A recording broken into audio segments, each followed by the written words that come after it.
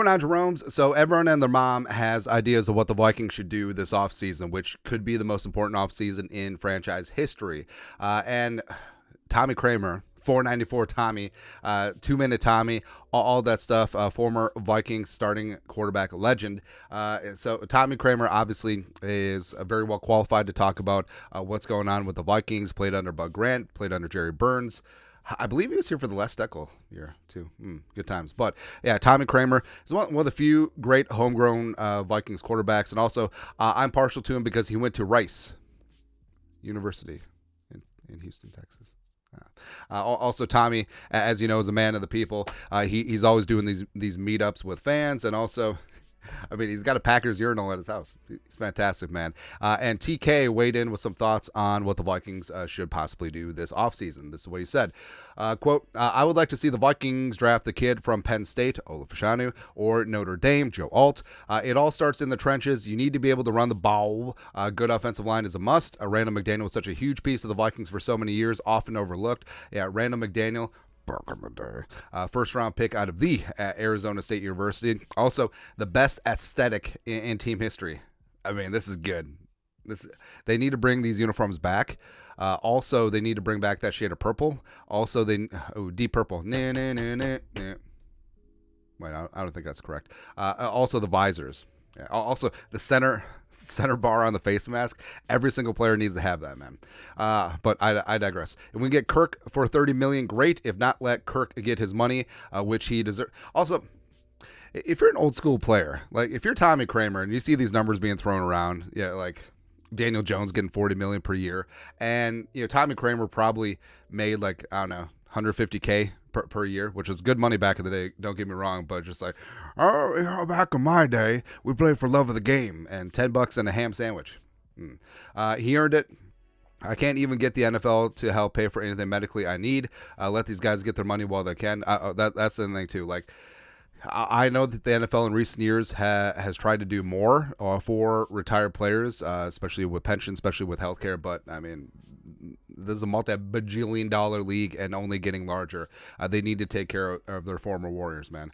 Blah, blah, blah. Let Kirk get his money, which he deserves somewhere else, if not. So I feel like that's where a lot of Vikings fans are, where if Kirk is back at a team discount of $30 million, $35 million, I mean, yes, that would be a significant discount because his market is probably $45 million per year. But if he can get $45, $50 million per year somewhere else, I mean, God bless him. Hats off. Go get it, man. Draft a quarterback in the second round. So the Vikings sit at 42. So it could be J.J. McCarthy, maybe Penix, maybe Bo Nix slips, who knows? And bring in Minshew for a couple years. Now we're talking. Let's go. Where Gardner Minshew, the pride of Washington State, super fired up. One of Mike Leach, rest in power's proteges, chucking the ball all over the yard. Now, he's basically Case Keenum. Like, he doesn't have the strongest arm in the world, but he's got that moxie. He's got that will to win. He's got that grit. He's a Pro Bowler now. And he filled in very nicely for the Colts this year after Anthony Richardson went down. Only my opinion, I trust this staff to do the right thing for the team. Now, so Kramer talking about Alton Fashanu is interesting because both of them obviously offensive tackles. Now, could one of them kick inside? I don't know. I feel like the tackle to guard experiments haven't worked out great for the Vikings. It sort of is what it is, but I think the overall gestalt of what he's saying certainly holds true. J.P. effing J. I understand taking a center at 11 is a little bit pricey. Could you potentially move down into the mid to late teens? Still get Jackson Powers Johnson, the pride of Oregon, the number one center in this class, heavier Creed Humphrey? Sure. And no, this would not be a redux of Garrett Bradbury. I mean, JPJ's got that ass, THICC thick. And again, being able to do the tush push without having Brandon Powell having to push, which would be great. And also being able to run the ball up the middle, establish the line of scrimmage, have play action be viable. I mean, that would be great, right?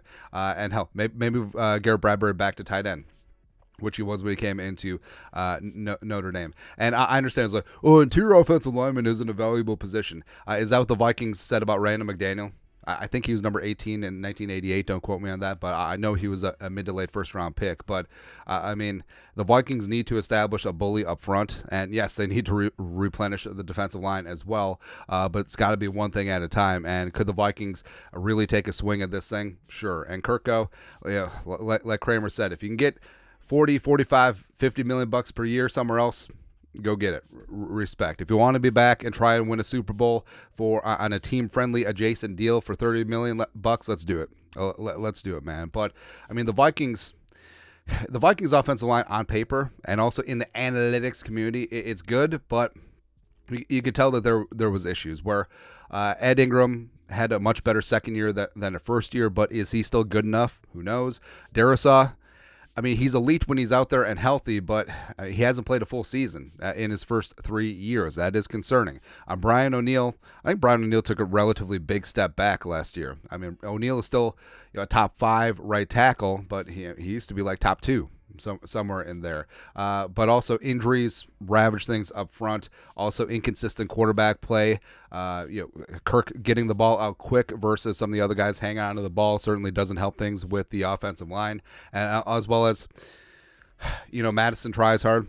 It just wasn't there. It just wasn't there in the run game. And Bradbury, I understand that Bradbury took a quantum leap in 2022 under the tutelage of Chris Cooper and company, but is he going to be that guy? Do you want him to be the talisman going forward, or JPJ? Let's go, man. Let's go. So, but I do agree with Tommy Kramer. I think that the Vikings need to get back to where they once belonged. I mean, the Purple People Eaters were fantastic, but the Vikings for many years had just nail drivers up front on the offensive line, but they haven't had that for a long time, and it's been tough. And you look at the Niners, great offensive line. You look at the Chiefs, they've sunk so many resources into the O-line. The Lions, frankly, have one of the best offensive lines in football. The Eagles, when they were good for a hot second, had one of the best O-lines in the game. So, again, everything starts up front, and if your offensive line can get a push, reset the line of scrimmage, you can run the ball, makes things a lot easier for your quarterback no matter who it is. So I kind of like that plan. Double and triple down on in the trenches, O-line and D-line. Bring in a bridge guy like Minshew, which I don't know, I kind of like the mustache anyway.